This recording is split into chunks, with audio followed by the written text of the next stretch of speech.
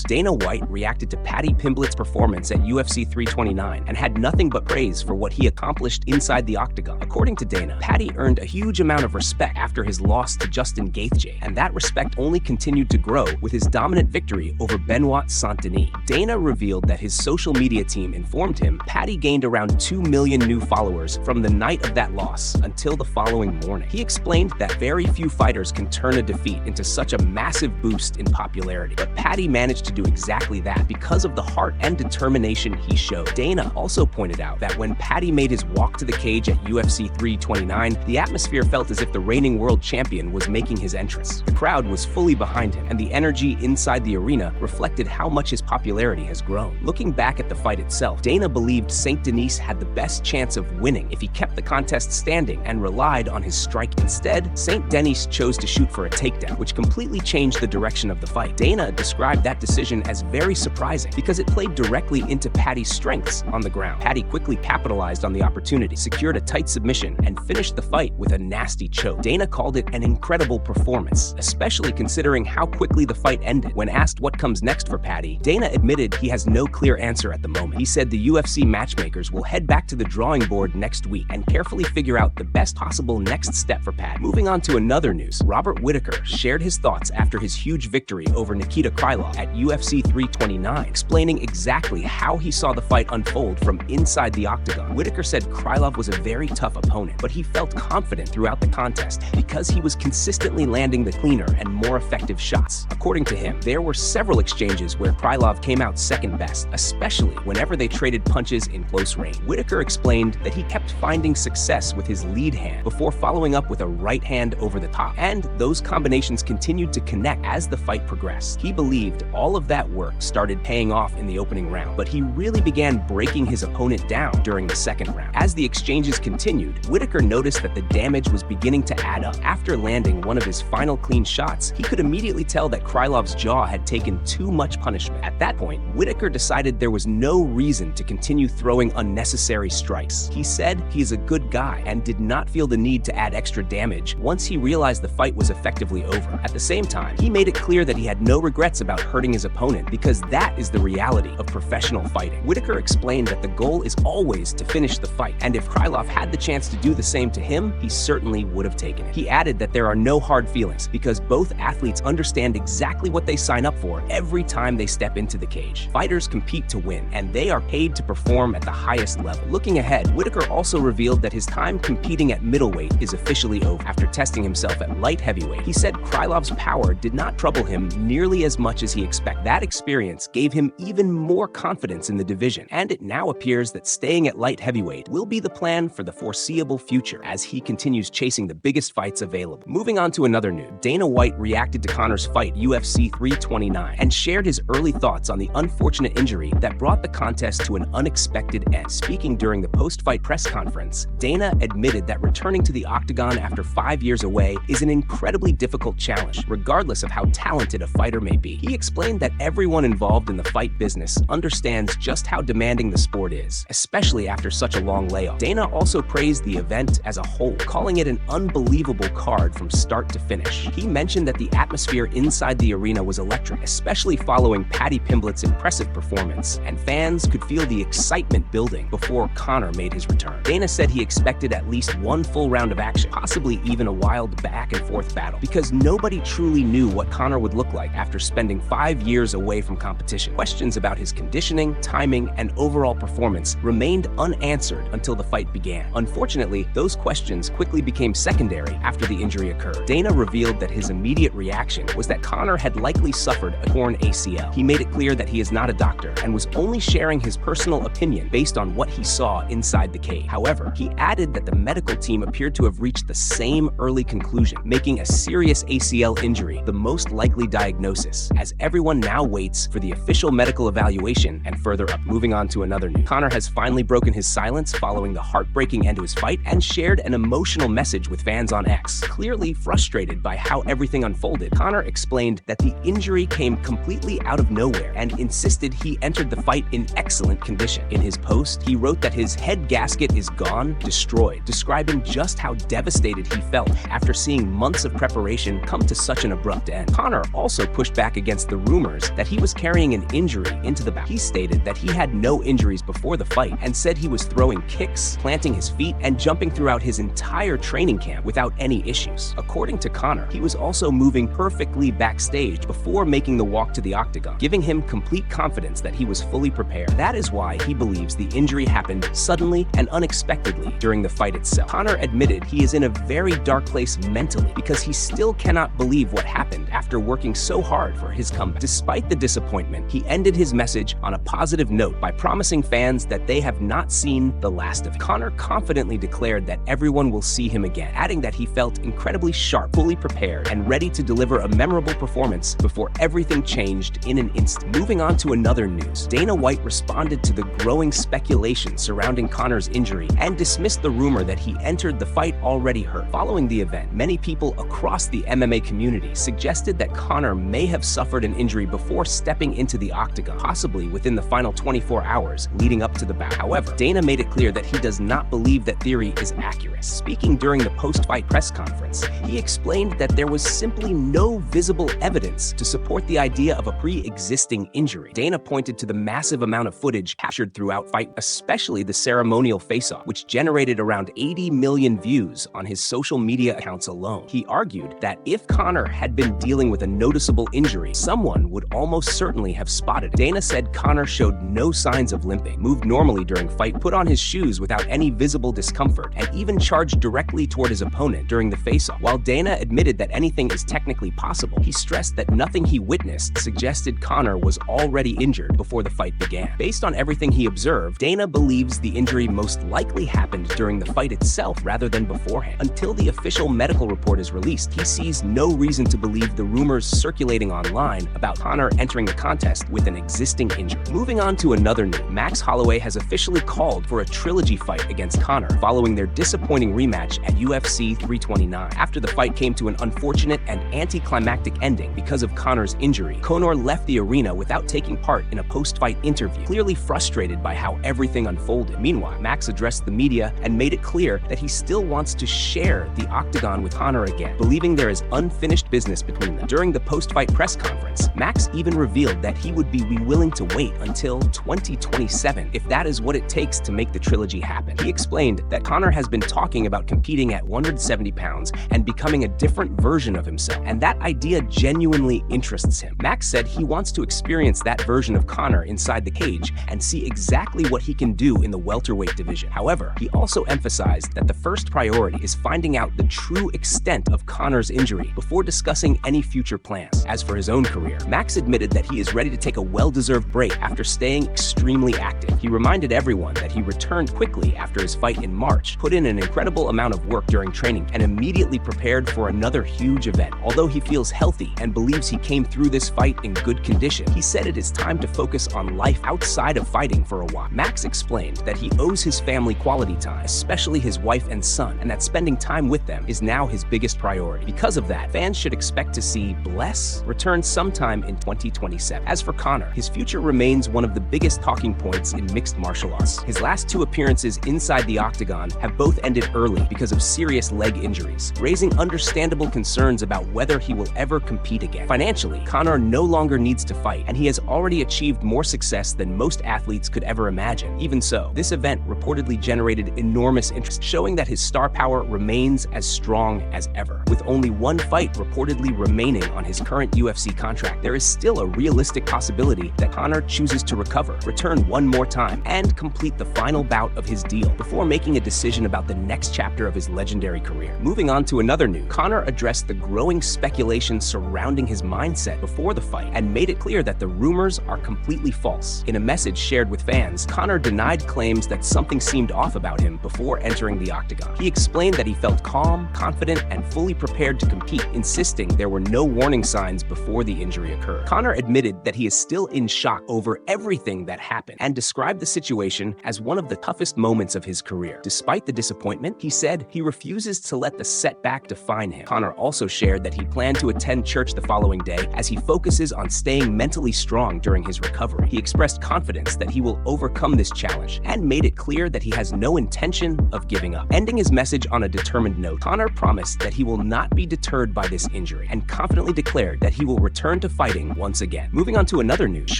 Strickland shared his reaction to Conor's rematch with Max Holloway and offered a controversial opinion about what may have contributed to the unfortunate injury. Posting on X, Sean suggested that long-term steroid use can make the body more fragile, but he stopped short of claiming that was definitely the reason behind Conor's setback. Instead, he explained that he was only sharing his personal observations based on people he knows. Sean wrote that several friends who had used steroids for extended periods eventually developed bodies that became much more susceptible to injuries. He added that he has seen people suffer tears while doing simple, everyday activities, which led him to believe that long-term steroid use can weaken the body over time. However, Sean repeatedly emphasized that he was not directly accusing Conor or stating that steroids were the confirmed cause of the injury. He simply presented it as a possible explanation based on his own experience. Sean also responded to questions about whether he believed Conor entered the fight already injured. On that topic, he was much more confident. He said he does not think Conor had a pre-existing injury because, in his opinion, no fighter would throw such a committed kick if they were already dealing with a serious problem. Sean explained that his view comes from his own experience inside the cage, making him believe the injury most likely happened during the fight rather than before it. Moving on to another news, Bobby Green reacted to the recent call-out from Dan Hooker following UFC 329 and made it clear that he finds the sudden interest very interesting. After the event, Dan Hooker posted on social media saying, "LA, September, see you there, Bobby Green," which immediately fueled speculation about a potential matchup between the two lightweight contenders. When asked if he would be interested in facing Dan Hooker in Los Angeles, Bobby explained that the situation feels a little ironic. He pointed out that he had called out Dan in the past, but at that time, there was no response or interest in making the fight happen. According to Bobby, things have now changed because his recent performances have brought him more attention, and suddenly everyone wants a piece of him. He believes people are looking at his latest fight and making the wrong assumption about where he is in his career. Bobby said many fans and fighters probably think they already know how a fight with him would play out, but he insists that is far from the truth. He explained that during his last performance, he was simply warming up, taking his time and enjoying himself rather than rushing into dangerous exchanges. However, everything changed when his opponent caught him in the eye, affecting his vision and forcing him to adjust. Bobby stressed that people should not watch that fight and assume he is slowing down or losing a step. Instead, he believes they only saw a small part of what he is capable of inside the octagon. Once he recovered and got his opponent off his back, he felt the real fight was only beginning. Bobby even joked that he had been playing possum the entire time, letting everyone think they understood what was happening before he truly started opening up. He finished by saying he is enjoying this stage of his career, feels confident in his abilities, and welcomes the opportunity to prove himself against anyone willing to step into the cage with him.